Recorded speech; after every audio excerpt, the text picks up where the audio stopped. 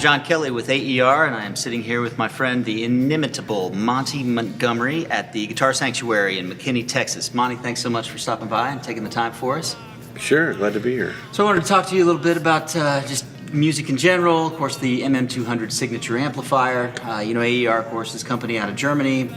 Might have some fans that aren't particularly familiar with your stuff and where you come from. So I was wondering, going back to your eponymous record in 1990, if I'm not mistaken, you obviously had been picking a little while before that came out. So how'd you pick up the guitar? Where'd the guitar come into your life? It started with my mom, who is a guitar player, and basically, there were guitars all around my house and music, all night and day. So, and this is, of course, was before cell phones and video game systems. Right. So, out of sheer boredom and also, really, honestly, the love of music in general, I picked up a guitar. She had an extra one, and she kind of just showed me my first few chords, and I started playing her songs first, and that's how it began. I was about 13 when I started that. Oh, fantastic! So back then, who were you listening to? Who was on the radio? What were your some of your early influences? A lot of the music that she played was more of kind of from the folk genre, and people like Guy Clark and Shake Russell, B.W. Stevenson, these great iconic folk songwriters, storytellers, really. And then on the other side of it, I kind of just grew up listening to top 40 radio, Right. Pop radio. So, everything that people like, Dire Straits were a big influence early on. Somebody turned me on to Michael Hedges early. That was an eye-opener. Fleetwood Mac, Lindsey Buckingham. Got it, sure. And on, but those were some of the really early people that I listened to. Right. I'm still trying to get my head around Fleetwood Mac without Lindsey Buckingham. I know. Let's Another conversation. Yeah. So 11 records later, three live albums later, you do drop Dragonfly in 2016. That's the first one since 2012. Right. What made you want to get back in the studio, cut another record? Well, honestly, I put a studio together in my home to do the music for Last Man Standing, Right. the Tim Allen's TV show. And so since I put all that together, I thought, hey, I've got everything I need right here to make a record. So I kind of just started recording initially just to kind of, make kind of a library of my songs. What can I do with all this recording equipment? Let's just start cataloging everything. And really, before I knew it, I just, the first, maybe 10 songs I had, I was like, man, these are really, really good. They sound really good and really good together. And it was kind of a thing, I really took my time. I didn't have a label pushing Right. me one way or the other. And I just decided to release it. It was just one of those things where, I played keys and bass and guitar, and like I said, I was just thinking about not releasing it, but the songs really grew on me, and they're, it's more of a songwriter's kind of CD. It's not necessarily me tearing up the guitar on every song. It's more about the song. So 1999, you play Austin City Limits, and it's really brought you to the attention, beyond Capital City. Did things blow up after that? Did they sort of slow boil? What was it like to be Monte Montgomery after that show aired?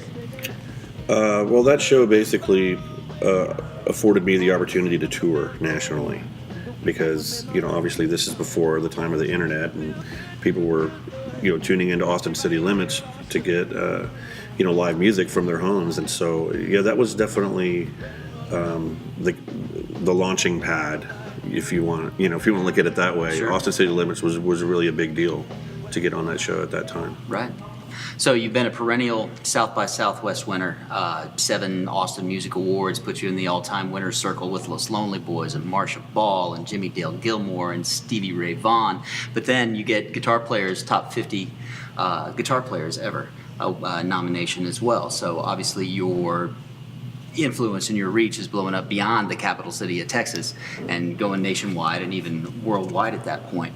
But I've always been interested in Austin as sort of a living, breathing thing as a part of the music that gets made there. And I was just wondering, was that your experience in Austin? Would you be making the same music you're making today if you hadn't come up in Austin at the time you did? Probably not.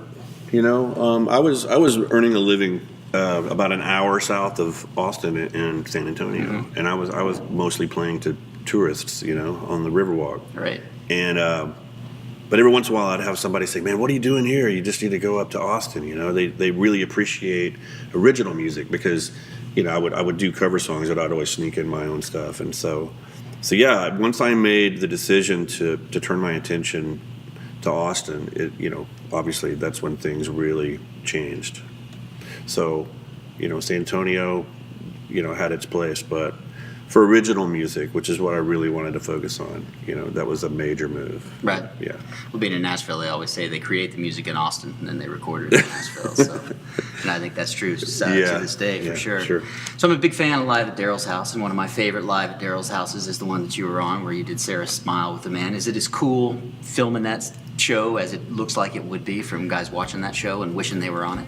Yeah, it was very very relaxed. They made you feel right at home. It wasn't any kind of like pressure filled thing. And that was like from the moment I walked through the door.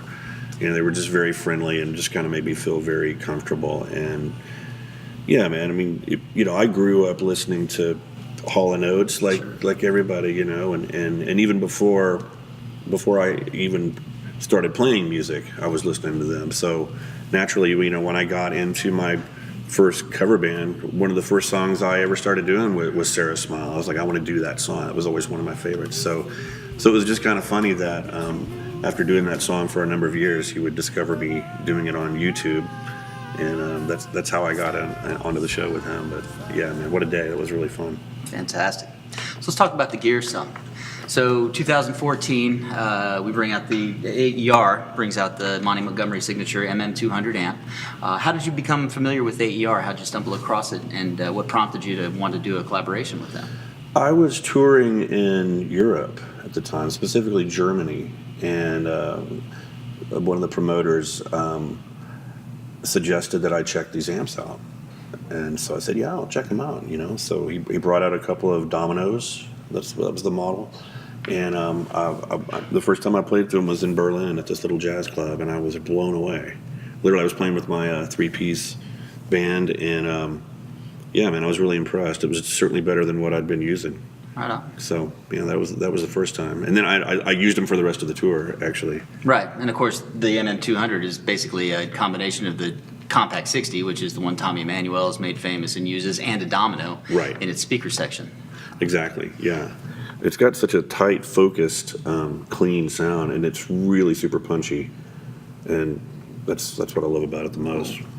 So it seems like throughout your career, your gear has kind of been a part of your brand as well. And I certainly know from the manufacturer or supplier side of things, your endorsement and your participation has totally been valuable. When we launched the MM200 at the NAMM show in 2015 in California, you played the Muriel Anderson All-Star Guitar Night for us there. Yeah. And it was the first time you played out there in quite a while, if I remember right. And it was standing room only crowd, blew the doors off the place. It was obviously a real connection between you and that particular segment of the music industry, the retailers and the manufacturers and things. Yeah. How has that affected what you do as opposed to somebody who's taken a different path? I don't see you don't see everybody doing as much work with us on this side of the business as you have, and I just wonder how that might have shaped the things that you do, the places you've got to go, things like that. Yeah, I think I first met Muriel in Italy at a guitar festival over there, and for a number of years I would run into her over there at this festival, and Tommy Emmanuel and lots of other players that I would come to be friends with over the years. But that kind of getting thrust into like instrumental acoustic land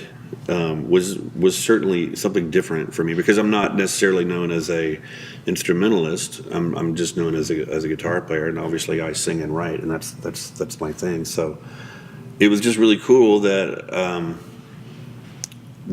I was in that circle with these extraordinarily talented, guitar players, and I felt honored and honestly, lucky to be, a part of what they were doing. So I was kind of like the new guy, at the time. So, but I think I also, offered something different because, like I said, I kind of am more of a song guy. So this has been around your neck as long as I can remember. What about the rest of your rig, though? Take us kind of through from your fingers to the PA. What do you typically have on stage live with you? Well, obviously, yeah, it starts here. This is a 1987 DY62C Alvarez Yari that I found in a music store in Houston in 1988. And when I found it, it looked a lot different. And it doesn't.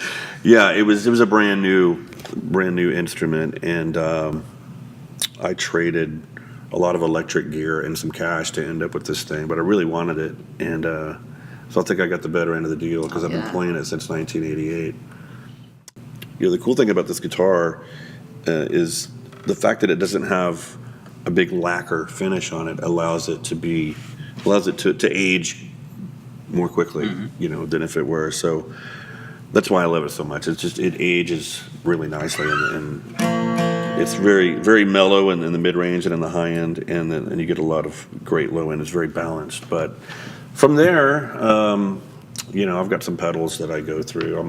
I'm using compression on stage full time, and that's like the old Boss CS2 compressor sustainer pedal that they stopped making years ago. Right. And a bit of stereo chorusing and you know, reverb and delay. What is it? The TS9 tube screamer that you wouldn't expect to find in an acoustic pedal board. Yeah. Right. But that's about it. Right on. In the way of effects. And then, of course, well, that's not it. And obviously, we lead into the MM200 AER, which is always on stage with me now, too. Right.